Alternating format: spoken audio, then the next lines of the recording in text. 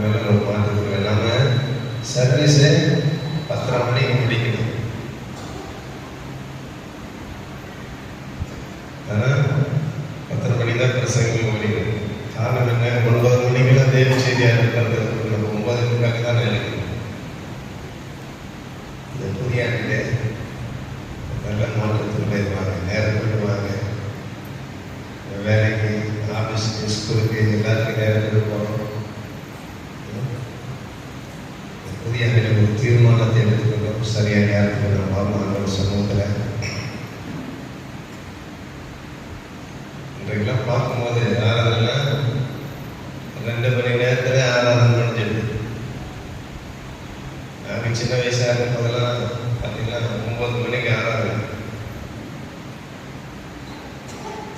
1 மணி வரைக்கும் நடக்கும். சில நேரத்தில் அன்றைக்கெல்லாம் சபைக்கு போவதே கிடையாது. 4 சர்ச்சுக்கு ஒரே பாஸ்டர். நாங்கள் சின்ன வயசுல இருக்கும்போது அவர் வர வரைக்கும் பாடிக்கிட்டு இருப்போம். அவர் எப்போ வர்றாரோ அப்போதான் பிரசங்கம். அது வரைக்கும் என்ன பாடல் நடந்தது.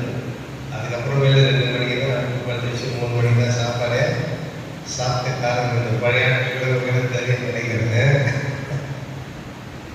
இன்னைக்கு சபைக்கு போதகர்கள் வாரம் வாரம் பேசக்கூடிய வெளியே ஆட்கள் எல்லாம் போ ஏராளமாக பெருக்கலாம். போதகரும் பிரசங்க பெருகினாலே தவிர அந்த மக்களை பெருகல, எதுலையும் பெருகல. ஏவசானது சொல்கிற ஆண்டவரே என்ன சொல்றாரு? நீர் பெருகவும் நான் சிறுகவும் வேண்டும். நாம பெருகல, அவரும் பெருக. நீர் பெருகவும் நான் சிறுகவும் வேண்டும்.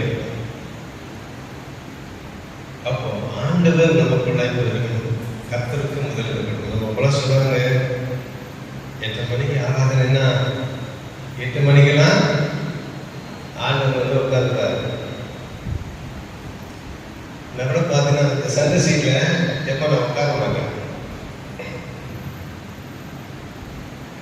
ஏன் சொல்றேன்? சபைக்கு போதெல்லாம் பார்த்தீங்கன்னா பாஸ்டர் நீங்க உட்காருங்க இல்லை பிஷப் வந்து அந்த இடத்துல பெரிய ஆட்கள் வந்து உட்கார வைப்பாங்க. நான் எப்பவும் அது வெறுமையாக தான் வச்சிருக்கேன். ஏன் தெரியுமா? பசுத்த ஆவியானவர் முதல் செய்தியாகவே பசுத்த ஆவியானவர். ஏன்னா பெந்தகோஸ்து அனுபவம் நமக்குள்ள வரணும். பெந்தகோஸ்து சர்ச்சில் பார்த்தீங்கன்னா எல்லாம் சேர் போட்டு இருக்கும். இது மாதிரி ஒரு மென்பஸ் ஒயிட் ட்ரெஸ்ஸை துணியை அந்த சேர் போட்டு போட்டுருக்கணும். ஏன்னா யார் அதில் உட்காருங்க? அந்த ஒயிட்டு பசுத்த ஆவியானவர். பசுத்த ஆவியானவர் இங்கே அமர்ந்திருக்கிறார். அந்த பசுத்த ஆவியானவர் பார்க்கும் போதெல்லாம் நமக்கு மைக்கை பிடிக்கும் போதெல்லாம் ஆவியானவர் இருக்கிற அந்த பயம் நமக்கு வரணும்.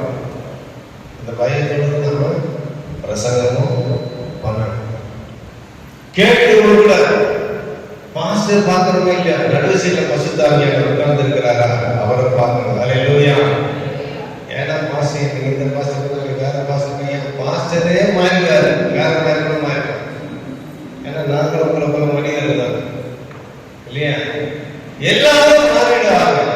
மாறாதவர் என் கர்த்தர். அல்லேலூயா. அவர் என்றென்றும் மாறாதவராக இருக்கிறார்.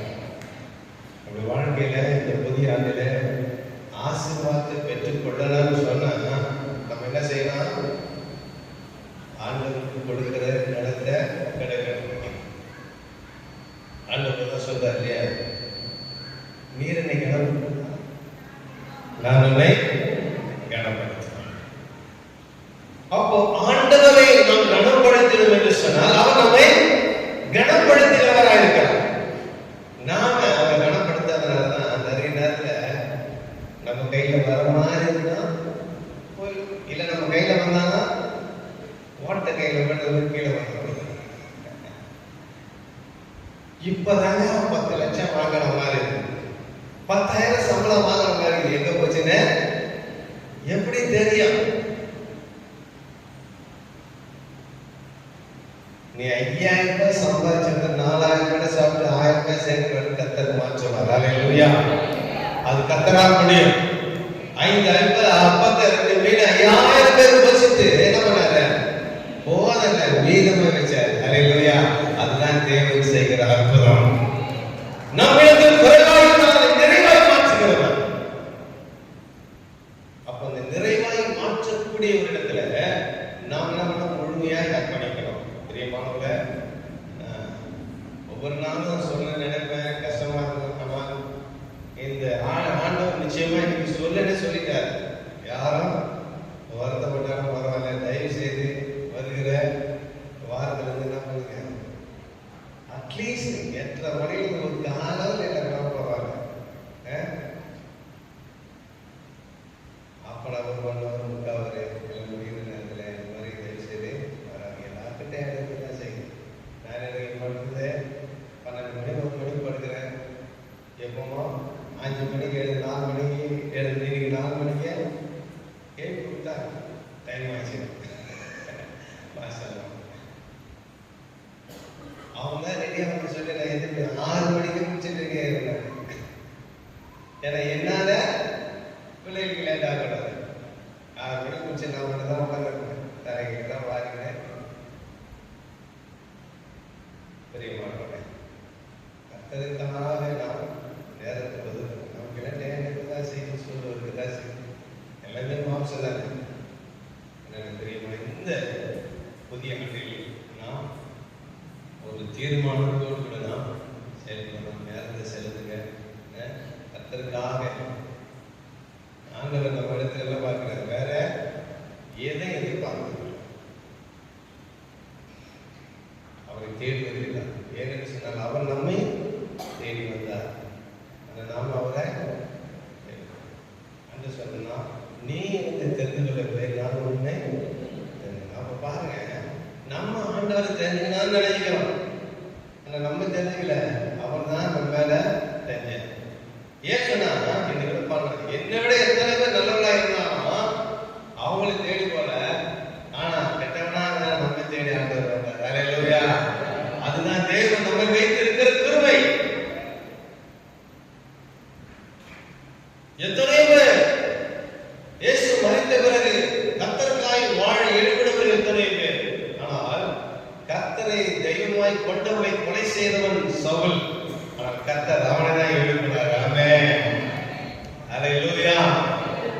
இந்த உலகம் யார் கெட்டவன் சொல்லுதோ அவனை தான் நல்லவனாய் மாற்றி தேவ சமூகத்தை நிற்க வைக்கிறேன். அல்லேலூயா. பிரியமானவர்களே, ஆண்டவருடைய வருகை மிக மிக சமீபித்து இருக்கிறது.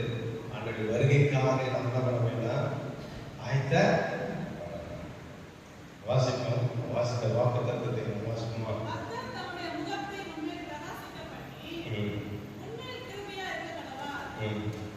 மீண்டும் வாசிங்க.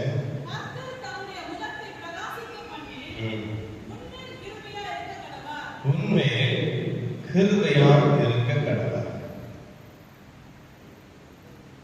ஆண்டவரை நோக்கி நாம் செபிப்போம். ஆண்டவர் இறக்கும் கிருபை நிறைந்த நல்ல தரமான இந்த கால வேளையிலே ஆண்டவர்களை தாழ்த்துடைய பாதவடியில் கொள்ளுகிறார். உம்முடைய அக்கினி பிழக்குள்ள குதிரை தொட்டு பிரசுத்தப்படுத்துவதாக, சுயநிலையின் சமுதாயமாக இருப்பதாக, தேவ ஆவியானவர் எனக்கூட வெளிப்படும்படி நான் செபிக்கிறேன். நீர் பேச நாங்கள் கேட்கிறோம். கேட்கிறதுக்கு மாத்திரமல்ல, பேசுகிற அடியனுடைய வாழ்க்கையில் அதை அபியாசப்படுத்திக் கொள்ள கர்த்தர் என்னோடு கூட பேசுகிறார்.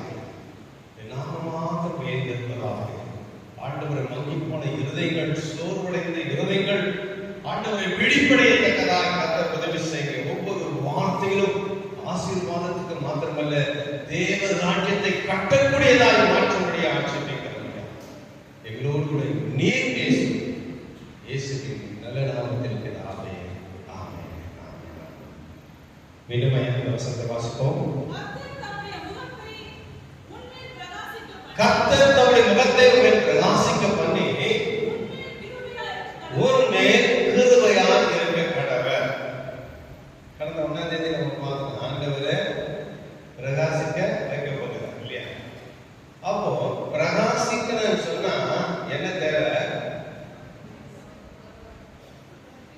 அவருடைய கிருபை தேவை. அந்த வசனமே கிருபையாக இருக்கு. கிருபை இருந்தான்னா யார் மேலாம் கிருபை இருக்கிறதோ அவங்க மேலாம் தேவன் தம்முடைய முகத்தை பிரகாசிக்க பண்ணுகிறவராக இருக்கிறார். அல்லேலூயா.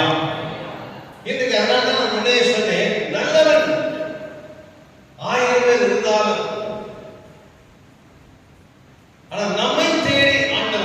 எதனால? அவருடைய கிருபையினாலே. இந்த உலகத்தில் பார்க்கும்போது சுவிசேஷங்கள்லாம் இன்றைக்கு தான் பல தேசங்களுக்கு அறிவிக்கும். உலகமெங்கெல்லாம் சுவிசேஷம் இப்ப சமயமா தான் அறிவிக்கப்படுகிறது. இன்னும் அறிவிக்கப்படாத இன்னும் நிறைய நாடுகள் இருக்கு.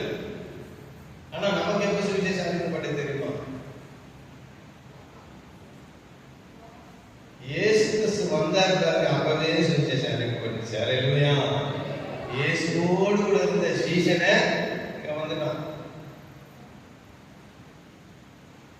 அப்ப உலகமெங்கிலும் பரவி போற அந்த 11 அப்போஸ்தலர்கள் அங்கேதான் சுத்தி சுத்தி ஊழியம் செஞ்சாங்க.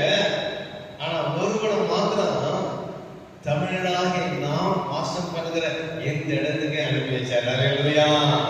நமக்கு இப்பொழுது இல்ல, ஆதியிலே அறிவிக்கப்பட்டது. ஆமென்.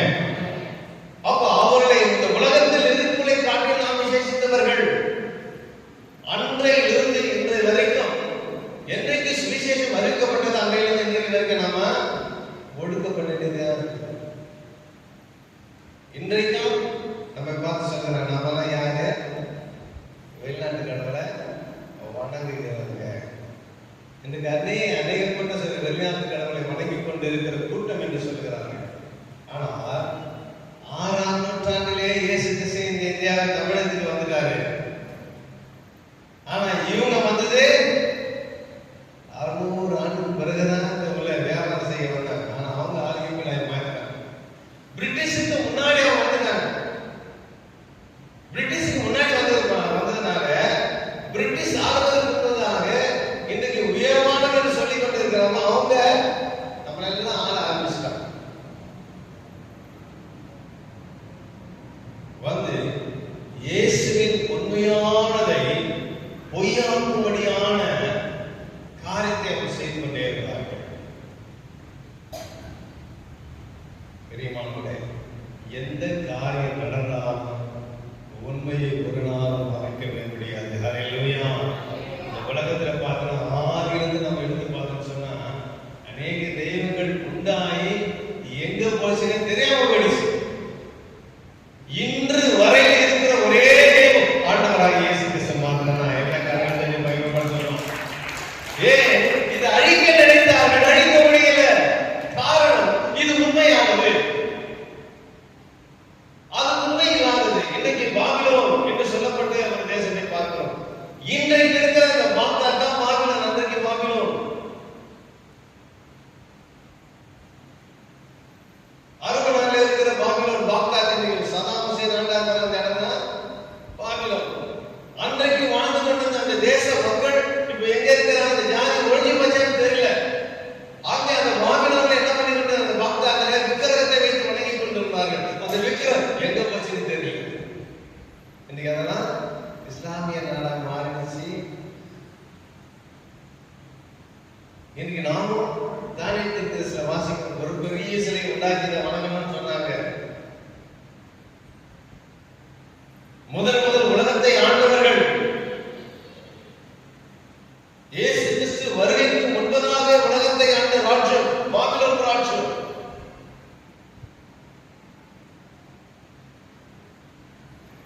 அங்கே உண்டாக்கப்பட்ட கடவுள் தெரியல. ஏன்னா மனுஷன் கைவேலையால் செய்யப்பட்டது. அல்லேலூயா. நம் ஆண்டவராகிய இயேசு அப்படி அல்ல. அல்லேலூயா. அவருடைய கைவேலையால் செய்யப்பட்டவர் நாம. பிரியமானவர்களே, அது கடவுள் அல்ல, நம்முடைய தேவனாகிய இயேசு கிறிஸ்து வானத்தையும் பூமியையும் படைத்தார். நமக்காக இந்த உலகத்தில் வந்தார், ரத்தம் சிந்தி மரித்தார். அந்த ரத்தத்தினாலே அவருடைய இரக்கத்தினாலே கிருபையினாலே இன்னைக்கு ரட்சிக்கப்பட்ட நம்ம எல்லாம் நிற்கிறோம். அல்லேலூயா.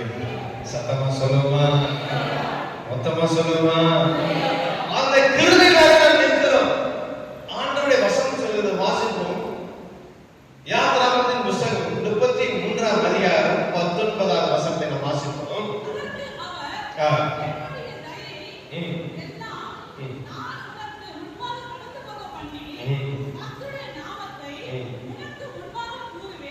கர்த்தருடைய நாமத்தை உனக்கு முன்பாய் கூறுவேன். எவனே கிருபையாய் இருக்க சித்தமாய் இரு.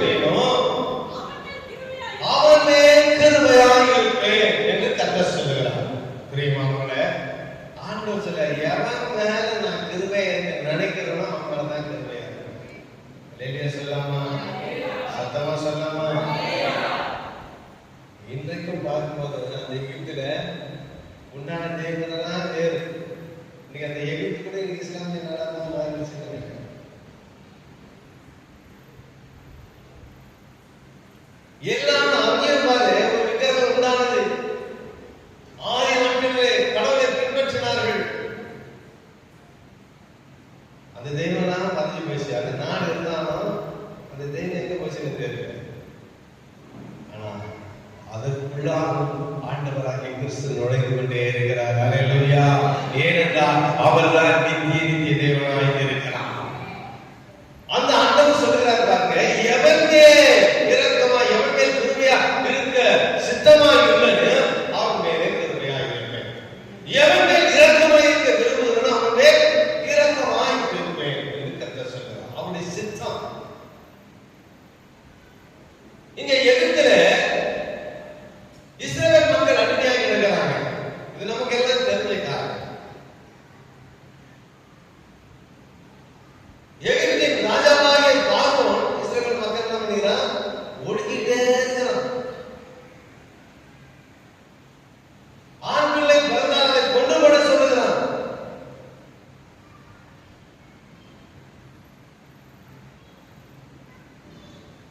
ஆனால் ஆண்டவர் சொல்கிறார், இவங்க மேலதான் நான் கிருபையா இருக்கேன்டா. ஹல்லேலூயா. இவங்களை நான் விடுவிக்க போறேன்டா. ஹல்லேலூயா. இவங்களை வழி நடத்த போறேன், இவங்களை பாதுகாக்க போறேன்னு கர்த்தர் சொல்கிறார். ஏன்னா அவங்க மேல கிருபையா இருக்கு. கடைசி ஆண்டவர் போட்டார் பெரிய பாம். என்ன பாம்? எவன் யாராருக்குள்ள முதல் பிள்ளைய ஆம்பளை பிள்ளைய எல்லாம் காட்டினார். ஹல்லேலூயா. ஆனா அதே இயேசு கிறிஸ்துவின் ரத்தம் யார் வீட்டிலே பூசப்பட்டது, யார் நெற்றிலே கழுவப்பட்டது, யார் ரத்தத்தினால் விழுகப்பட்டு ஞானஸ்நானம் பெற்று இருக்கிறார்களோ அவர்கள் எல்லாம் மீட்கப்பட்டார்கள். எல்லாம் கரெக்ட். தேவனை மகிமைப்படுத்துமா? ஆமென். அதுதான் தேவன் நமக்கு கொடுத்திருக்கிற கிருபை. அதான் சொல்ல, எவன் மேல கிருபையாய் இருக்க சித்தமாய் இருக்கிறனோ அவன் மேல் கிருபையாய் இருப்பேன்.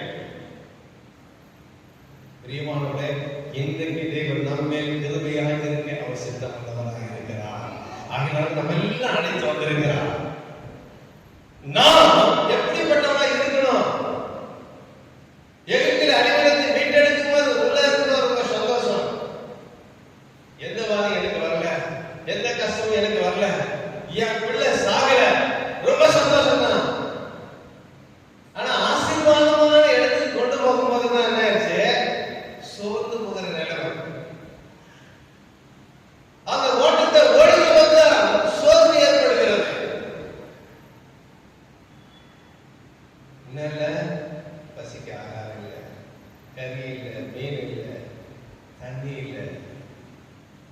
40 நாள் ஆண்டவரோடு கூட பேசியிருந்த அந்த மோசேயை கர்த்தர் ஜீவனோடு வைத்தார் என்று சொன்னால் அந்த வனாந்தரத்தில் வழி நடத்துற நம்மை வழி நடத்த மாட்டாரா? ஹல்லேலூயா. ஜீவனோடு வைத்திருக்க மாட்டாரா? நிச்சயம் முடியும். வேற வரலாறு சொல்லுகிறது, அவர்கள் வஸ்திரம் பழமையாக போகவில்லை, அவருடைய பாத ரட்சையினால ஒண்ணுமே கிழிஞ்சு போகல. இன்னைக்கு நம்ம வீட்டை பார்த்தா நிறைய வஸ்திரம் இருக்குது, செருப்பு நிறைய இருக்குது இல்லையா? அந்த ட்ரெஸ்ஸுக்கு ஏற்ற மாதிரி தான் செருப்பு இருப்பாங்க. ஆனா எவ்வளவு காட்டியாக்கு வாங்கினாலும் செருப்பு சில நேரத்தில் கிழிஞ்சு போயிடுது. நம்ம சின்ன வயசுல நம்மளே செருப்பு பார்த்தா இல்ல, வாலிப வயசுல ஒரு செருப்பு வாங்கினா அதுக்கு மேல நம்ம வளர மாட்டோம் இல்லையா? கால் சைஸா தான். வயசானவங்க இந்த செருப்பு நமக்கு இருக்கா இல்லையா? கொஞ்ச நாள் கழிச்சு நான் 40 வருஷம் செருப்பு தெரியாம வஸ்திரம் தெரியாம பாதுகாத்து வந்தாருன்னு சொன்னா உன் ஜீவனை பாதுகாக்க மாட்டாரா? ஹல்லேலூயா. உன் ஜீவனை பாதுகாக்க அவர் வல்லமை உள்ளவரா, இரக்கமுள்ளவரா, நம்மை கிருபையுள்ளவரா இருக்கிறார். ஆகையால் சொல்கிறார் ஆண்டவர், எவன் மேல் கிருபையாய் இருக்க நான் சுத்தமாய் இருப்பேனோ. ஆனால் அவ்வளோ கிருபை அந்த மக்களுக்கு செய்திருந்த போதிலும் கூட முறுமுறுத்தார்கள். எதற்காக? சாப்பாட்டுக்காக.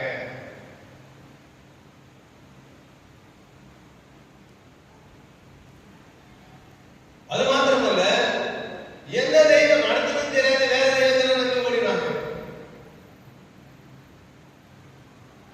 இன்னைக்கு அநேகர் நம்ம நாட்டில் அப்படிதான்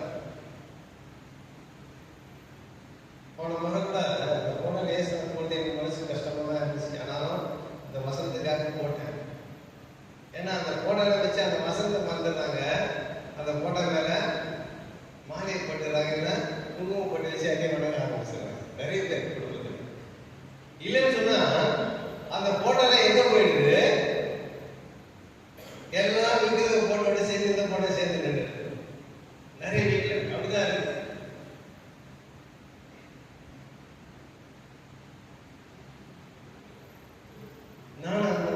நம்ம ட்ரெஸ் எடுப்போம், காமெண்ட் வேணுமான்னு கேட்பாங்க. காமெண்ட் வேணுமா, என்ன காமெண்ட் வேணும்? நான் கிறிஸ்டின் பண்ணுவேன், என்ன பண்ணுவான், பேசாத படம் கொடுப்பேன், என்ன மாதிரியான படம் கொடுப்பான். நான் குழந்தை படம் கொடுப்பாங்க. ஏன்னா அது கூட ஆபத்து தான்.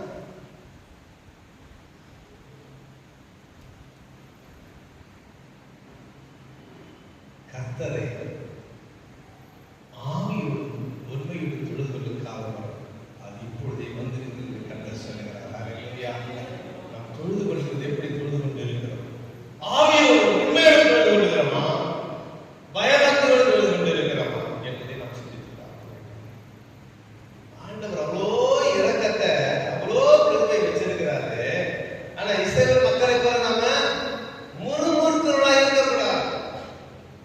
இஸ்ரவேல் மக்களை போல அந்நியரை நாம் நாடி ஓடக்கூடாது. நிறைய நேரத்தில் வேத வர்ணம் அடிக்கடி சொல்ல சத்தியத்தை அறிவீர்கள். சத்தியம் ஒரு மனுஷன் விடுதலையா? ஏன் சத்தியம் விடுதலையா? ஆங்கில வார்த்தை, இந்த வார்த்தை தேவனுடைய அந்த வார்த்தை, தேவன் அந்த வார்த்தை இயேசு. அப்ப இயேசுவால தான் விடுதலை ஆக்க முடியும். இந்த பாசரால இல்ல, வேற எந்த வழிக்காக. சில பேர் இந்த மாசு ஜாமன நல்லா மாட்டேன், அந்த பாசிக்கிட்ட போறாங்க. இது எந்த பாசிக்கிட்ட போனாலும் விடுதலை ஆக்கி கொடுங்க. இந்த பாசம் கிடையாது, அந்த பாசம் கிடையாது. ஆண்டுடைய வசனமே. ஹல்லேலூயா. ஆண்டுடைய வசனம் மனிதனை சுகமாக்கும். இந்த வசனம் முதலாவது எதை சுகமாக்குகிறது என்பதே முக்கியமானது. அந்த வசனம் நம்முடைய இருதயத்தை முதல் சுகமாக்கணும், நம்முடைய சிந்தையை சுகமாக்கணும். இங்க ரெண்டு இடத்துல அற்புதம் வந்தால்தான் உன் வாழ்க்கையில அற்புதம் நடக்கும். இந்த ரெண்டு இடத்துல ஆண்டுடைய வார்த்தை கேட்ட அற்புதம் நடக்கலன்னு சொன்னா கடைசி வரைக்கும் நம்முடைய வாழ்க்கையில அற்புதமே நடக்காது. அற்புதம் மட்டும் நடக்கணும், ஆனா ஆண்டவரை தேட மாட்டேன். அற்புதம் மட்டும் நடக்கணும், நான் பைபிள் படிக்க மாட்டேன். அற்புதம் மட்டும் நடக்கணும், ஆனா ஜெபம் பண்ண மாட்டேன். அற்புதம் மட்டும் நடக்கணும், நான் ஆலயத்துக்கு போக மாட்டேன். ஆண்டவருக்கு தேவை என்ன? காணிக்கை தசமபாகங்க, அதை மட்டும் கொடுத்தா போதும். அந்த காணிக்கை தசமபாகம் ஏற்கனவே சமைக்கிறதா ஆண்டவர்கிட்ட போகும்போதே கிடையாது. காணிக்கிறதா கட்டிடமா ரைட்டா ஸ்பீக்கரா பேனாதா எதுவும் ஆண்டவர்கிட்ட போகாது. ஆண்டவர் நம்மை தான் எதிர்பார்த்து கொண்டிருக்கிறார். நம்முடைய நேரத்தை அவர் எதிர்பார்த்து கொண்டிருக்கிறார். இதற்காக அநேக வசனங்களை தேவன் இந்த உலகத்தில் வாழ்ந்து கொண்டு இருக்கும்போது உவமைகளை சொல்லி இருக்கிறார். புத்தியுள்ள கன்னிகை என்று சொன்னார், ஆண்டவர் வரும் நேரத்தை அறிய முடியாது என்று சொன்னார், திருடன் வருகிற விதமாய் வரும் என்று சொன்னார், அநேக காரியத்தை சொன்னார். என்ன சொன்னாலும் சரி, நானே அப்படிதான் இருப்பேன். நீ இல்ல எத்தனை மாசம் வந்தாலும் சரிதான் அப்படிதான் இருப்பேன். பெரிய மாணவர்களே, நீ எப்படி இருந்தாலும் இருக்க, ஆனா இங்க பார்க்கிற ஆத்மாக்களை பரலோகத்துல பார்க்கணும். இங்க நம்ம உட்கார்ந்து எதுக்காக? சும்மா ஆண்டவர் சோறு கொடுப்பாரு, ட்ரெஸ் கொடுப்பாரு, வீடை கட்டி கொடுப்பாருன்றதுக்காக. இதெல்லாம் எல்லா மனுஷனுக்கும் கிடைக்கக்கூடியதுதான். இதனால ஒரு ஆதாயமும் கிடையாது. ஆனால் பரலோகத்துக்கு செல்லணும், அதுதான் முக்கிய ஆதாயம். ஹல்லேலூயா. அங்க போறேன்னு சொன்னா நீ எவ்வளவு காஸ்ட்லி ட்ரெஸ் போட்டாலும் சரி, காஸ்ட்லியான வீட்டை குடியிருந்தாலும் சரி, காஸ்ட்லியான கார் வச்சிருந்தாலும் சரி, புரோஜனம் இல்லை. முக்கியமான ஓட்டம் எங்க இருக்கணும்? பரலோகத்தை நோக்கி இருக்கணும். எகிப்திலே புறப்பட்டார்கள். எத்தனை பேர் புறப்பட்டார்கள்? எவ்வளவு பேருங்க? 6 லட்சம் வருஷம் சொல்லப்பட்டது. அது கணக்கு பண்ணி 12 லட்சம் 13 லட்சம் மல்டிபிளை பண்ணி எதாவது சொல்றாங்க. ஆனா கையில இருக்கிற மாதிரி வச்சுக்கணும். 6 லட்சம் பேர். ஆனா உள்ள போன எத்தனை பேர்? 2 பேர். அல்லேலூயா. காரணம் என்ன? அவர் நோக்கங்கள், சிந்தைகள் எல்லாம் ஆண்டவர் கொடுத்திருக்கிற அந்த தேசத்தை சூழ்ந்து கொள்ள வேண்டும் என்பதை மாத்திரம் இருந்ததை தவிர வழி நடக்கிற இடையூறுகளை அவன் கொஞ்சமும் பொருட்படுத்தவில்லை. அல்லேலூயா.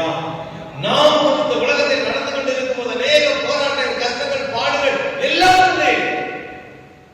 எதையும் பொருட்படுத்தாதபடி தேவ ராஜ்யத்தை மாத்திரம் நோக்கி நடப்போம் என்று சொன்னால் நிச்சயமா அந்த ராஜ்யத்திலே நாம் சுதந்திரவாதியாக இருப்போம், ஆசீர்வதிக்கப்பட்டவராக இருப்போம். அந்த பாக்கியத்துக்காக தான் தேவன் நம்மை அழைத்திருக்கிறார். அதனால முறுமுறுப்பை நம்ம ஆண்டவர் பார்த்து சொல்றாரு, எவன் மேல கிருபையா இருக்கு நான் மேல கிருபை. ஆனா அவ்வளோ துக்கம், அவ்வளோ பாடு, அவ்வளோ கஷ்டங்கள் கொடுத்தாங்கன்னா அந்த ஜனத்தை நம்ம கைவிடுவே. அல்லேலூயா. அதே மாதிரிதான் இன்னைக்கு நம்மகிட்ட இருக்கிறார் ஆண்டவர். புரியுதா? அதனால அந்த மாதிரி இருக்கிறார் நினைச்சு என்ன பண்ணாதீங்க. அந்த காலம் வேற, இந்த காலம் வேற. ஆண்டவர் 2000 ஆண்டுகளுக்கு அந்த பூமியில வந்தார். அது மாதிரி வர மாட்டாரு. மத்திய ஆகாயத்தில் வந்து நிற்பாரு.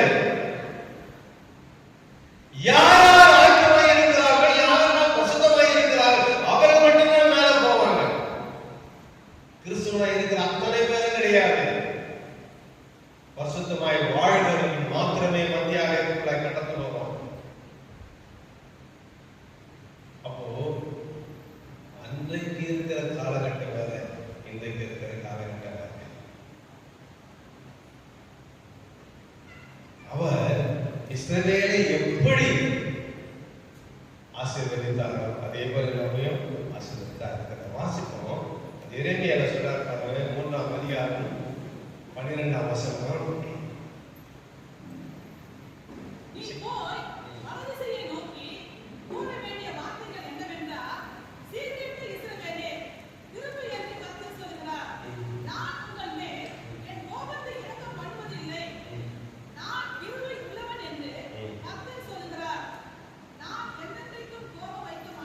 நான் என்னென்றைக்கும் கோபம் வைக்க மாட்டேன் என்று கர்த்தர் சொல்கிறார். ஆண்டவர் பாருங்க, நான் கிருபையுள்ளவராய் இருக்கிறேன்பா. என்னென்னைக்கும் மேல என்ன பண்ண மாட்டேன், கோபமாவே இருக்க மாட்டேன். அவர் கோபப்படாததுனாலதான் நாம அப்படியே அந்த கோபத்தை எப்ப காட்டுவாரு? ஆண்டவருடைய வருகையை காண்பிப்பார். அந்த வருகையை நீ தப்பித்துக் கொள்ளன்னு சொன்னா அவருடைய கோபத்தை என்ன பண்ணாத, போக்கடிக்காத. அவர் கோபப்பட நான் இதை செஞ்சேன், அதை செஞ்சேன், எந்த தண்டனை வரலன்னு நினைக்காத. நான் இவ்வளவு அர்த்தம் செஞ்சேன், எனக்கு எதுவும் நினைக்கல நினைக்காத. அவர் என்னன்னைக்கு கோபப்பட மாட்டார். ஏன் நான் சொல்றாரு, இந்த மேல அவரு கிருபையை சேர்க்கிறார். அதனால அவர் கோபப்பட மாட்டார். அந்த கோபத்தை எங்க காட்டுவாரு, எங்க காட்டுவாரு காட்டுவார். சில நேரங்களில் சில குடும்பத்தில் 2 பிள்ளைகளாக இருக்கும். சில பிள்ளைகளும் அடங்காத இருக்கும், சில பிள்ளை அடங்கும். தகப்பன் மாறே சாவர நேரத்தை பண்ணிவிடுவது இருக்குமா? அழகாக நம்ம எல்லாம் சொத்தியே இருப்பாங்க, நல்ல பிள்ளை பண்ணியே போயிடுவாங்க. கடைசியில் அவங்க 2 பேரும் நிம்மதியினாலே வாழ்வாங்க, சட்டத்தில். காரணம் என்ன? அந்த அப்பா கண்டிக்கலையே, திட்டிலேயே, கேட்க நம்மளாம் நினைப்போம். ஆனா எங்க நடத்துறாங்க, கடைசி நேரத்தில் அவன் வைத்திருக்கிற அந்த சுதந்திரத்தை நாம் சுதந்திரிக்கும்படியானபடியாக. அவன் கோபப்படலையே, கேட்கலையே, கண்டுகளையே நினைக்காதுங்க. அது முக்கியம் அல்ல. அவனுடைய சுதந்திரத்தை நாம் பெற்றுக்கொள்ளணும், அதுதான் முக்கியமானது. அல்லேலூயா. கர்த்தர் நமக்கு வைத்திருக்கிற அந்த சுதந்திரத்தை பெற்றுக்கொள்ளத்தக்கதான வாக்கியவான்களை. அதனால ஆண்டவர் சொன்னார், நான் என்னென்னைக்கும் கோபப்படைப்பா, உன் மேல கிருபையா இருக்கிறேன், நான் உன்னை மன்னிக்கிறேன் என்று ஆண்டவர் சொல்கிறார். அந்த மன்னிப்பை மீண்டும் மீண்டுமே நாம் அதிகரித்துக் கொள்ளக்கூடாது. நாங்கள் இந்த பைபிள் காலேஜ் இருக்கும் போது வெளியெல்லாம் போய் ஒரு ஸ்கிட்டு போடுவோம். அந்த ஸ்கிட்டு முன்னாடி நான் போட்டேன்னு நினைக்கிறேன், ஞாபகம் இல்லை. அந்த மாதிரி அதில் போடலான்னு நினைக்கிறேன். ஒரு குடும்பத்தில் ஒரு மகன் இருப்பான். அவன் மிகவும் பொல்லாதவனா இருந்தான். அக்கிரமம் செஞ்சுட்டு இருப்பான். ஒரு கொடூரமான ஒரு கொலையை செஞ்சுட்டான், தப்பு செஞ்சுட்டான். அந்த கேஸ் எடுத்து போய் நிறைய வக்கீல் கிட்ட போய் கொடுக்குறாங்க. கொடுத்தா எந்த வக்கீல் எல்லாம் பண்ணுறாங்க, கேஸு வாதாடுங்க, ஒருத்தர் கொடுப்பா கேஸை நான் பார்க்குறேன் அப்படின்னு சொல்லி ஒரு வக்கீல் மட்டும் என்ன பண்ணுறாரு, வாதாடி அந்த கேஸ்ல இருந்து அவனை தப்பித்து விடுவிக்கிறான். சரி போனா மறுபடியும் அவன் அதே தவறு செய்கிறான், அதே தப்பு செய்கிறான். ஆஹா, நம்ம தான் போயிட்டுக்கிறாரு, அவர்கிட்ட போனா நம்ம காப்பாற்று. திரும்பி அவர்கிட்ட போறாரு, அவர் வந்து வாதாடி அவனை அந்த தப்புல இருந்து காப்பாற்றுறாரு. இது நாளுக்கு நாள் அவனுக்குள்ள தெரிய கொண்டே இருந்தது. ஒரு நாள் பயங்கரமான தவறு செஞ்சான். அது எந்த ஆதாரத்தையும் கனெக்ட் பண்ண முடியாது. நிறைய வக்கீல்கிட்ட போறான், எந்த வக்கீலும் செய்ய முடியாது. அந்த பழைய வக்கீல் பார்த்தா அந்த வக்கீல் அந்த இடத்துல இல்லை, வேற இடம் அவர் ப்ரொமோஷன் ஆகி போயிட்டாரு, அவரு இல்லை அப்படின்னு சுத்தி சுத்தி வரோம். எங்கேயுமே இல்லை. கரெக்டா ஜட்ஜ்மெண்ட் நான் வந்தபோது கூட்டில நிற்கிறான். ரோட்ல நின்னவனே அங்க ஜட்ஜியை உட்காந்து யார் தெரியுமா, அதை காப்பாற்றி விட்டாரு பாரு, அவர் தான் உட்காந்து எப்படி பேசிட்டாரு. ரொம்ப சந்தோஷம். ஆஹா,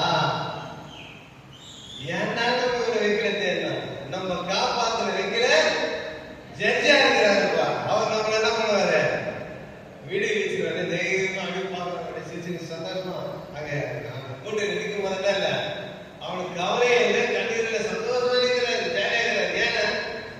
ஏன்னா என்ன வாதாடி வெற்றி என்னை விடுதலை வாங்கி கொடுத்தவரை ஜட்ஜா வந்துட்டாரு, நிற்கிறாரு, தீர்ப்பு கூறுறாரு.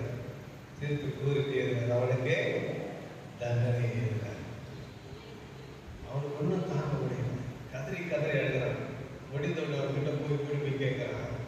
அப்போ சொல்கிறார், நான் உனக்கு நியாயாதிபதியாக இருந்தேன், உன்னை விசாரித்தேன், இப்போது நான் எப்படியா இருந்தேன், ஜட்ஜியா இருக்கிறேன். அட்வொகேட்டா இருக்கிற வாதாடி நான் விடுதலை வாங்கி கொடுக்க முடியும், ஜட்ஜியா இருக்கிறதா முடியாது, வாதாட முடியாது. பிரியமானவர்களே, இதுதான் அந்த ஆண்டவராகிய இயேசு கிறிஸ்து நமக்காக இன்றைக்கு வழக்காடி கொண்டிருக்கிறார். நம்மை காப்பாற்றி விட்டுக் கொண்டே இருக்க பிதாவிட்ட வழக்காடி நமக்காக பரிந்து பேசிக் கொண்டே இருக்கிறார். ஒரு நாள் வரப்போகிறது, அந்த குமாரனாகிய இயேசு கிறிஸ்துவே ஜட்ஜியா உட்கார போறாரு. அப்ப உட்கார்ந்தா நமக்காக வழக்காட யாருமே கிடையாது. எங்களை சொல்றார், இன்றைக்கு நான் கோபமாகிறேன், உன் மேல கிருபையாயிருக்கு. அந்த கிருபை எப்படிப்பட்டதா இருக்கிறது வாசிப்போம். எரேமியா புத்தகம் 32ஆம் அதிகாரம் 12ஆம் வசனம் வாசிங்க.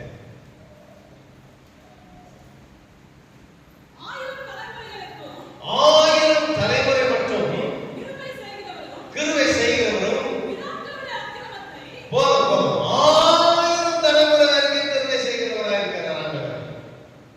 அப்போ ஒரு முறை 2 முறை இல்ல, கிருபை எப்படியா இருக்குது, தலைமுறையாய் கர்த்தர் நமக்கு கிருபை செய்கிறவராக இருக்கிறார். அல்லேலூயா. ஏன்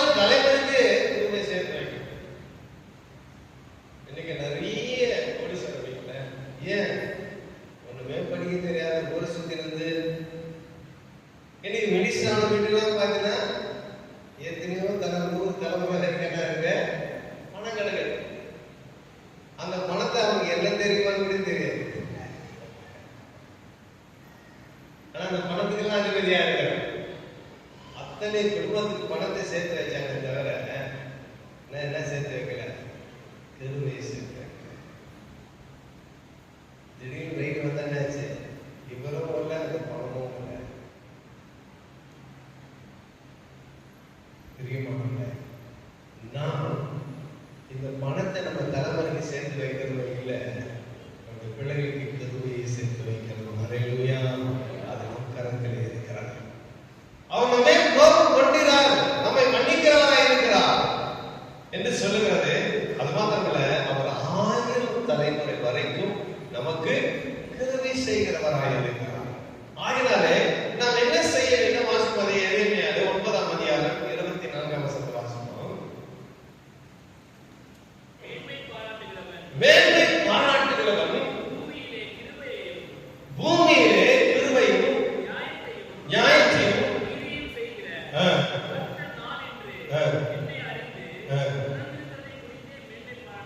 ஆண்டவர் நமக்கு வைத்திருக்கிற அந்த கிருபையை குறித்து நாம் மேன்மை பாராட்டணும். வேற எதையும் மேன்மை பாராட்டணும். ஆண்டவர் நமக்கு என்ன வச்சிருக்கிறாரு? 1000 தலைமுறை வரைக்கும் கிருபை வச்சிருக்கிறாரு. அந்த கிருபையை குறித்து தான் நம்ம மேன்மை பாராட்டணும். இன்னைக்கு நான் நிக்கிறேன்னு சொன்னா ஆண்டவருடைய கிருபை, நான் பேசுறேன்னா ஆண்டவருடைய கிருபை, நான் நடக்கிறேன்னா ஆண்டவருடைய கிருபை, இன்னைக்கு நான் வெளியில வஸ்திரம் போட்டு இருக்கிறேன்னா ஆண்டவருடைய கிருபை. இந்த புதிய ஆண்டை கண்டேன்னு சொன்னா ஆண்டவருடைய கிருபை.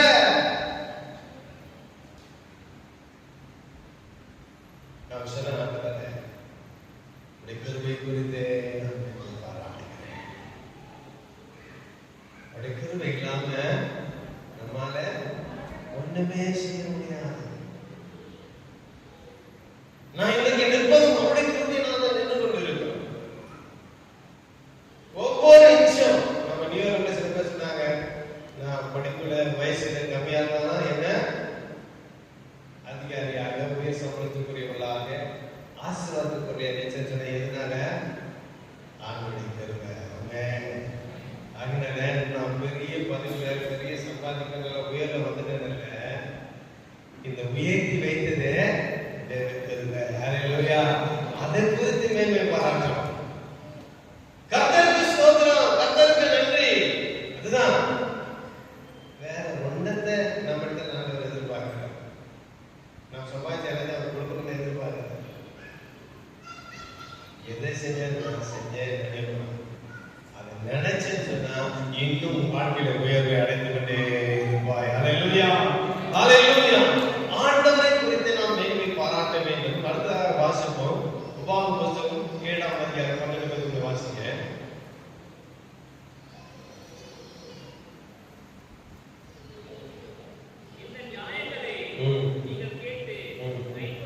கைக்கொண்டு அதன்படி செய்வீர்களானால் உன் தேவனாகிய கர்த்தர் பிதாக்களுக்கு ஆணையிட்டு கொடுத்த உடன்படிக்கை கிருபை உனக்காக காத்து வருகிறார். ஆமென். நம்ம அந்த உடன்படிக்கை கிருபை காத்து வருகிறார். எதற்காக? என்ன உடன்படிக்கை பண்ணினாரு? நான் அந்த தேசத்துக்கு உன்னை கொண்டு போவேன். இன்னைக்கு நமக்கு ஆண்டவர் உடன்படிக்கை பண்ணுகிறார். கர்த்தர் நம்மை மத்திய ஆகாயத்துக்கு பரலோகத்துக்கு கொண்டு போவேன் என்று நம்மோடு கூட உடன்படிக்கை பண்ணியிருக்கிறார். ஹல்லேலூயா. அந்த கிருபையை குறித்து நாம் மேன்மையை பாராட்டணும். ஆண்டவர் நமக்கு உடன்படிக்கை பண்ண நம்ம பரலோகத்துக்கு கொண்டு போவேன் என்று சொல்லவர் அவர் மீண்டும் வரப்போகிறார். யோவான் 14ஆம் அதிகாரம் சில வசனத்தை வாசிக்க சொல்கிறோ, நான் உங்களை திக்கற்றவளாக்கினேன். நான் போய் பிறந்த ஒரு ஸ்தலத்தை ஆயத்தம் பண்ணின பின்பு வந்தவங்க எல்லாரும் என்ன பண்ண போறேன்? கூட்டிட்டு போக போறேன் என்று ஆண்டவர் சொல்லிட்டு போய்கிறார். ஸ்தலத்தை ஆயத்தம் பண்ணிட்டாரு. ஆண்டவர் வர போறாரு, கூட்டிட்டு போங்க. யாரெல்லாம் கூட்டிட்டு போவாரா? இப்ப மாசத்தை பாரு. அவர் நீதி நியாயத்தை கை கொண்டு யாரெல்லாம் நீதி நியாயங்களை கை கொண்டு இருக்கிறாங்களோ அவர்கள் மேலே கிருபையாக இருப்பது கர்த்தர் சொல்லுகிறார். அவர் சொன்னார், அந்த கிருபை காத்து நான் உனக்கு உடன்படிக்கை பண்ணுவது அந்த இடத்துக்கு கொண்டு போவேன். இன்னைக்கு ஆண்டவரை சந்திக்க எத்தனை பேர் நம்ம ஆயத்தமாக இருக்கிறோம் என்பதை சிந்திப்பார். பிரியமானவர்களே, ஆண்டவருடைய வருகை சமீபத்தில் இருக்கிறது. இன்றைக்கு நாம் உலகத்துல பார்க்கிறது தேவன் நிறைய திருக்கதரிசி சொல்றாங்க. திருக்கதரிசி சொல்ல வேண்டிய அவசியம் இல்லை. இதுதான் நடக்க போகுது. காலம் மாற மாற அழிவு ஏற்படதான் போகுது. இது ஒண்ணு நம்ம புதுசா ஆண்டவர் சொன்னாங்க. உண்மையா திருக்கதரிசனமா பொய்யான திருக்கதரிசனமா தெரியல. நொடியாக நாள் மாற மாற அழிவுகள் பெருகி கொண்டுதான் இருக்கு. ஏன் சொன்ன உடனே சொல்லிட்டார், அறிவில் பெருத்த காலம் வரும், உலகம் அழிவுக்குள்ளாய் போகிறது. முன்னாடியே திருத்தமே எழுதியாச்சு பைபிள்ல. அவ்வளோ தீர்க்கதரிசனங்களை ஆண்டவர் எழுதியிருக்க, இப்ப ஆண்டவர் இதை பண்ணார், அதை பண்ணார், இதை பண்ணார், வசனம் பண்ணார். நான் சொன்னபடி இந்த தேசத்துல இது நடந்துச்சு, அந்த தேசத்துல அது நடந்துச்சு, இனி சொன்னாலும் அதெல்லாம் நடந்திருக்கு. தேசத்துக்கு ஏதாவது நடந்து போட்டோம். உன் வாழ்க்கையில என்ன மாற்றங்கள் உண்டானது என்பதுதான் முக்கியம். தேவனுடைய வார்த்தை கேட்கிறது. உன் வாழ்க்கையில என்ன பரிசுத்தம் அடைந்தார் என்பதுதான் முக்கியம். நீ தேவனுக்காக எதை செய்தார் என்பது முக்கியம். நீ தேவ ராஜ்யத்துக்கு ஆயத்தமாக்கப்பட்டாயா என்பது முக்கியம். உலகத்துல எதுவும் நடக்கட்டும். இன்னைக்கு கொரோனா சீனால வந்துச்சு, வைரஸ் வந்துச்சு. இன்னைக்கு கொத்து கொத்தா அங்கேயே சாஞ்சு செத்துட்டு இருக்கிறாங்க நிறைய பேர். சீனால இருந்து அப்படியே உலக பரவலாக இன்னைக்கு எல்லாம் நம்ம ஊருக்குலாம் வரலாம். இங்கே மறுபடியும் லாக்டவுன் போடுறது தெரியாது. இந்த கொரோனா போனாலும் சரி, இந்த வைரஸ் வந்தாலும் சரி, மாற்றி மாற்றி வந்துட்டுதான். இது இன்றைக்கு வரல, ஏற்கனவே ஒரே சாஸ்ல சிங்கப்பூர்ல ஒரு வேலை சாஸ் ஆயிடுச்சு, சட்டமூச்சில பரவல. ஆனா அது அதிகமா பரவல. கொள்ளை நோய்கள் வரும் என்று ஆண்டவர் சொன்னார். மத்திய 24 அதிகாரத்தில் சொன்ன நாட்டுக்கு நாடு யுத்தங்களும் கொள்ளை நோய்கள் உண்டாகும். இது கடைசி நாள் நடக்க போற ஒரு சம்பவம். நான் சொன்னதுனால தான் நடக்க போவது கிடையாது. கொள்ளை உண்டானது சரி, யுத்தங்கள் உண்டானது சரி, நீ கர்த்தருக்காக என்ன செய்யலாம்? கர்த்தருடைய வருகையில் போவதற்கு ஆயத்தமா இருக்கிறாயா? இதுதான் நம்ம வாழ்க்கையில் முக்கியமான ஒரு காரியமாக இருக்கிறார். இரண்டாவது, நீ கர்த்தருக்காக எத்தனை ஆத்துமாக்களுக்கு சுவிசேஷம் அறிவித்தார், எத்தனை ஆத்துமாவை ஆதாயம் கிடைக்கிறது. இன்றைக்கு நான் பார்த்தோம்னா, என் பிள்ளைக்காக இதை சேர்த்து வச்சுட்டேன், என் பொண்ணுக்காக இவ்வளவு சவர நகை வாங்கி வச்சுட்டேன், பொண்ணுக்காக நகையை சொந்தம் சேர்த்து வைக்கிறது பெருதல்ல, நீ எங்க போற, உன் பிள்ளை எங்க போக போகுது என்பதுதான் முக்கியமானது. பிரியமானவர்களே, கடைசி நாட்களில் வந்திருக்கிற நாம் எப்படிப்பட்டவர்களாக, நம்முடைய வருகைக்கு ஆயத்தப்பட்டிருக்கிறோமா, இன்னும் அஜாக்கிரதையாக மனம் போன போக்கில் நாம் வாழ்ந்து கொண்டு இருக்கிறோம். கொஞ்சம் சிந்தித்து பாருங்க. வரட்டும். நிறைய பேர் அமைச்சாங்க, திருக்க சொல்கிறார், இப்படி சொல்கிறார், நிறைய யூடியூப்ல அமைச்சாங்க. யார் என்ன சொன்னாங்க? நான் கர்த்தருக்காக வாழ்கிறேனா என்பதுதான் முக்கியம். ஆண்டவர் இந்த நிமிஷம் தான் நான் பக்கத்துக்கு போவனா என்பதுதான் எனக்கு இருக்கிறார். என்னை பின்பற்ற இந்த மந்தையில் இருக்கிற நாடுதான் என்னோட பக்கத்துக்கு வருமா, அதுதான் என்னுடைய வாழ்க்கை. மேற்படாக நான் மட்டும் போயிட்டு ஆண்டவர் கூட்டி போனா புரோஜனம் கிடையாது. ஆசீர்வாதம் தேவை. அதை காட்டிலும் பெரிதான ஆசை கொடுக்கிறது பரலோகத்துக்கு கொண்டு போதுதான் எனக்கு பெரிய ஆசையாக இருக்கிறாங்க. அந்த ராஜ்யத்துக்கு பங்குள்ளவராக மாறும். அது என் காலத்தில் இல்லை, அவர்களுடைய காலத்தில் இருக்கிறாங்க. கர்த்தருக்கு எப்படி வாழ்ந்து கொண்டு இருக்கிறோம் என்பது முக்கியமான முக்கியமாக. கடைசி நாளில் வந்திருக்கிற நாம் ஒவ்வொரு வருஷத்துக்கு முடிவிலும் கடைசி நாள் என்று ஒவ்வொரு வருஷம் வழியிட்டே இருக்கிறோம். இந்த வருஷம் முடிவான கடைசி நாள் இருக்கும். ஆனா உலகத்தின் கடைசி நாளில் நாம் இருக்கிறோம். அதை நாம் நினைச்சு நாம் பிரசவம் பண்ணுகிறோமா? அதை நினைத்து நாம் நம்மை சுத்திகரித்துக் கொண்டிருக்கிறோமா? அதை நினைத்து நாம் பசுத்தமாய் கொண்டிருக்கிறோமா என்பது முக்கியமான ஒரு காரணம். புதிய ஆண்டுக்குள்ளாய் பிரவேசிப்பதற்காக ஒரு நாள் 2 நாள் சுத்திகரித்து புது நாள் நுழைச்சிட மட்டும் போதுமா?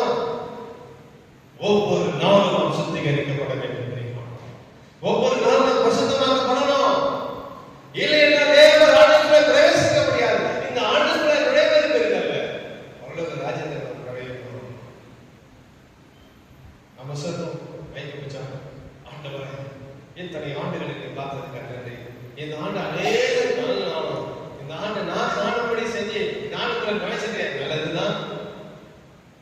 ஆண்டவரே இந்த பரலோக ராஜ்யத்தை எத்தனையோ பேர் நடந்தாலும் நான் சுதந்திரத்துக்கு கொள்ளும்படியா செய்தீரே என்று அந்த பரலோகத்தை கால் வைக்கிற பாருங்க, அதுதாங்க ஆசீர்வாதம். இந்த புதிய ஆண்டுல ஜீவனோடு நுழைவதற்காக பரலோக ராஜ்யத்தில் நுழைவதற்காக இருக்கிறது. அவனுடைய வருகைக்காக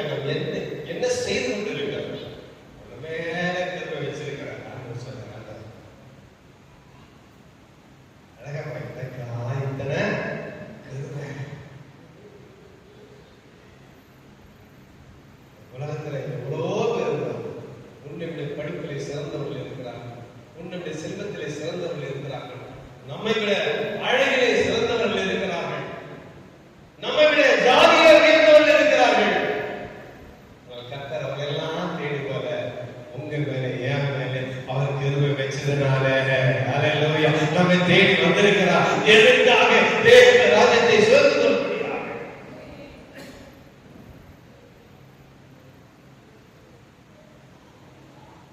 அடுத்த வாசகம் 2 கொரிந்தியர் 2:4 புத்தகம் 6ஆம் அதிகாரம் 16 வாசகம். இஸ்ரவேலின் தேவனாகிய கர்த்தாவே, வானத்திலும் பூமியிலும் உமக்கு ஒப்பான தேவன் இல்லை. வானத்தில் பூமியில் ஆண்டவருக்கு ஒப்பான தேவன் கிடையாது. அவர்தான் தேவன். வாசிங்க. நாங்கள் முழு இதயத்தோடும் உமக்கு முன்பாக நடக்கிற உமது அடியாருக்கு எப்படிக்கையும் கிருபை காத்து வருகிறேன். தேவரீர் கர்த்தராகிய தாவீது என்னும் உமது அடியானுக்கு செய்த வாக்குத்தத்தை உம்முடைய அடியானாகிய செய்த வாக்குத்தத்தத்தை காக்கவில்லை. உம்முடைய வாக்கினால் அதை சொன்னீர். உம்முடைய கரத்தினால் அதை இந்நாள் இருக்கிறபடி நிறைவேற்றினீர். இங்க சொல்றாரு, ஆண்டவர் வாக்கு கொடுக்கிறாரு. எங்க முத்ததாமிற்கு நீங்க வாக்கு பண்ணினு, அந்த வாக்கு பண்ணினதை இன்றைக்கு என்ன பண்ணுற? நிறைவேற்றினீர். வாக்கு பண்ணினவர் வாக்கு மாறாதவராக இருக்கிறார். அல்லேலூயா. அவர் நம்மேல் வைத்த உடன்படிக்கை கிருபையும் மாறாதிருக்கிறார். ஆண்டவரே என்னை ஆசீர்வதித்து நம்மை ஆசீர்வதிக்கும்படியான கரம் நம்மை நீட்டப்பட்டிருக்கிறதுனாலே தேவன் நம்மை வைத்த கிருபை நிமித்தமாக அவர் நம்மை ஆசீர்வதிக்கிறார். மீண்டுமாக வாக்குத்தத்தத்தை வாசிக்குமா? என்ன புத்தகம்? கர்த்தர் தம்முடைய முகத்தை அது முன்னாடி வசனத்தை வாசித்து கர்த்தரை கர்த்தரை ஆசீர்வதித்து உன்னை காக்க கடவர். முதல் blessing தான். ரெண்டாவது சொல்றாரு, நம்ம முகத்தை மேல பிரகாசிக்க பண்ணுகிறார். முதல் ஆசீர்வாதம், இரண்டாவது பாதுகாப்பு, மூணாவது பிரகாசமான வாழ்க்கை. இது எதனால் உண்டாகிறது? சொல்லுங்க. கிருபையினால் உண்டாகிறது. அல்லேலூயா. அல்லேலூயா. இது கிருபையினால் உண்டாகிறது. அப்ப ஆண்டவர் நம்மை வைத்த கிருபை பெரியது. அவர் நமக்கு காட்டி இருக்கிற கிருபை பெரியது. அந்த கிருபையினாலே இன்றைக்கு இந்த நாளிலே தேவனுடைய சமூகத்தில் உட்கார்ந்தவரை ஆராதிக்க முடியாது வந்திருக்கக்கூடியவர்களே, இந்த நாள் மாத்திரமல்ல, ஒவ்வொரு நாளும் அவர் நம்மை இரக்கமுள்ளவராய் கிருபையுள்ளவராய் 1000 தலைமுறை வரைக்கும் அவர் கிருபை செய்கிறவராய், நம்மை மன்னிக்கிறவராய், நம்மை மீட்கிறவராய் இருக்கிறார். அதனாலே அவருடைய மன்னிப்பை அவர் நம்மேல் கோபப்படலையே என்ற எண்ணத்தோடு நாம் செயல்படாதபடிக்கு நம்ம மன்னிச்சிருக்கிறாரு, மனதிருப்போம் என்று சொல்லி ஆண்டவருக்காக வாழ்வோம், ஆண்டவருக்காக ஜீவிப்போம், ஆண்டோட வருகைக்காக நம்ம ஆயத்தப்படுத்திக் கொள்வோம், ஆண்டோட வருகைக்காக அநேகரை ஆயத்தப்படுத்துவோம். ஆண்டவரை அறியாத ஜனங்களுக்கு ஆண்டவர் பற்றி நம் அறிவுள்ளார் இந்த புதிய ஆண்டிலே மாற வேண்டும் என்று கர்த்தரை பார்த்து விரும்புகிறார். கடைசியை ஒரே ஒரு வசனத்தை நாம் வாசித்து முடிப்போம். அதே 7ஆம் அதிகாரம் 3ஆவது வசனத்தை வாசிப்போம்.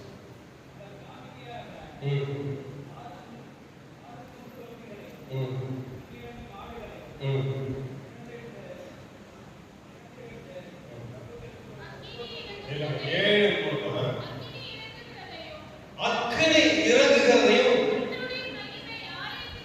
கர்த்தருடைய மகிமை ஆலயத்திலே இறங்குகிறதையும். பிரியமானவர்களே, இன்றைக்கு நாம் முதல் நாள் பார்த்த கர்த்தர் எங்கே இருக்கிறார், அவருடைய பிரகாசம் எங்க இருக்கிறது? கர்த்தருடைய ஆலயத்திலே இருக்கிறது என்று பார்க்கிறோம். ஆண்டவர் கர்த்தருடைய மகிமை, கர்த்தருடைய அக்கினி எங்கே இறங்கிக் கொண்டிருக்கிறதா? தேவ சபையிலே இறங்கிக் கொண்டிருக்கிறது. அல்லேலூயா சொல்லமா? அல்லேலூயா. வாசிங்க.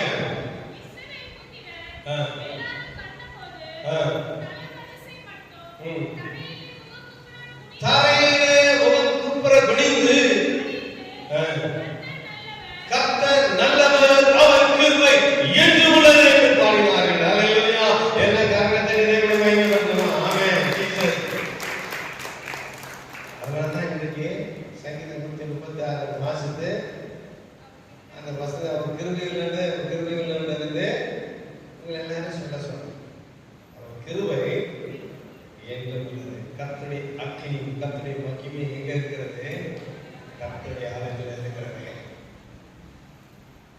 நாம என்ன சொல்லி துதிக்கணுமா? கிருபை என்றும் உள்ளது என்றவரே என்று சொல்லி அவரை ஒவ்வொரு நாளும் நாம் துதித்துக் கொண்டிருக்கிறோம். ஆயிரம் தூதர்கள் தேவனுக்கு முன்பதாக நின்று நம்மை துதித்துக் கொண்டிருக்கிறார்கள். அந்த துதிக்கிற தூதல்ல ஒருவர் தேவனை மறுதலித்து கீழே விழுந்து போனார். ஆகினாலே ஆண்டவர் மனிதனாக நம்மை உண்டாக்கி அவரை துதிக்கும்படி ஏற்படுத்தி இருக்கிறார். ஆகினாலே நாம் ஒவ்வொரு நாளும் ஆண்டவரை துதிக்கும், ஆண்டவரை கனப்படுத்தும். என்னவென்று ஆண்டவரே கிருபை நல்லது, கிருபை நல்லது, கிருபை நல்லது. ஆண்டவரை கிருபை உள்ளவரே நன்றி என்று சொல்லி ஆண்டவரை ஓயாமல் ஸ்தோத்திரித்துக் கொண்டே நாம் துதித்துக் கொண்டே இருப்போம். கர்த்தர் நம்முடைய வாழ்க்கையிலே நன்மையான காரியங்களை செய்வார். நம் வருகைக்காய் ஆயத்தமாகும், அநேகரை ஆயத்தப்படுத்தும். அறியாதவர்கள் நாம் அறிவிப்போம். ஆண்டவருடைய வருகை செல்வமாக இருக்கிறது. ஆமென். நம் கண்களை மூடி நாம் ஜெபிப்போம். ஹல்லேலூயா. ஸ்தோத்திரிக்கிறோம், துதிக்கிறோம், துதிக்கிறோம், துதிக்கிறோம். நன்றியுள்ள ராஜாவே, இந்த நல்ல வேலைக்காய் நன்றியோடு துதிக்கிறோம், போற்றுகிறோம். உடைய கிருபைக்காக, உடைய இரக்கங்களுக்காய் நன்றி ஆண்டவரே. ஹல்லேலூயா. பாஷந்தரமா துதிக்கிறோம். இயேசுவே நன்றியோடு நிர்மாணா இரக்கங்களுக்கு முடியவில்லை, எனக்கு முடியவில்லை.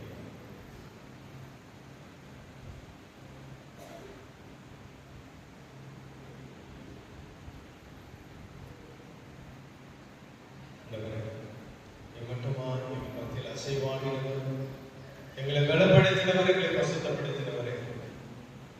ஆண்டவரை இன்றைக்கு கேட்கப்பட்ட வசனத்தின்படியா ஆண்டவரே உடைய கிருபை, ஆண்டவரே எவன் மேல் கிருபையாயிருக்க சித்தமாகவில்லை, அவன் மேல் கிருபையாக இருப்பேன். 1000 தலைமுறை வரைக்கும் அவனுக்கு கிருபை செய்வேன் என்று சொல்லி எங்களுக்கு வாக்கு கொடுத்திருக்கிறேன். இந்த வாக்குக்காய் நன்றி ஆண்டவருடைய கிருபைக்காய் நன்றி. அந்த வாக்கு தத்தத்தை பெற்ற நாங்கள் உம்முடைய கோபத்துக்குள் ஆகாதபடிக்கும், உம்முடைய கிருபையை நாங்கள் போக்கடிக்காதபடிக்கும் எங்கள் லட்சத்தை காத்துக்கொள்ள பரிசுத்தங்களை பரிசுத்தப்படைய நேர் பரிசுத்தமாக்கத்தக்கதாக எங்களுக்கு உதவி செய்ய வந்த